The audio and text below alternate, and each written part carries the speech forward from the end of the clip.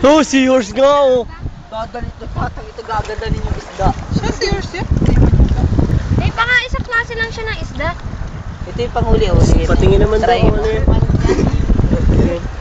Nag-interview kami doon na nanguhuli ng ano, kaya kami nawala. Kita mo yung panghuli ko oh.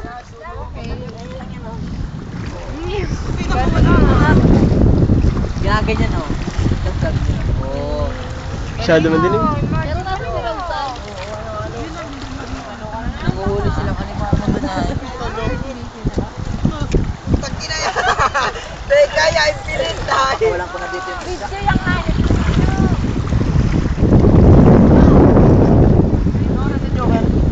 Ito ko nga. Wala pa sa oras yung tawag dito niya. Bukas baka lawa pa. Kawalan ko na. Wala pa siya sakit. Ayun na, isda. Papakulan ko na. Oh. Anong isda yan? Saksak. Ay! Ayun! Ulit! Uy, anong panghuli? Ay! Yun. Nakayo, nakakagat yan. Wala nang ginagawa niya. Gawin natin yun, nakita natin yung white sand kanina.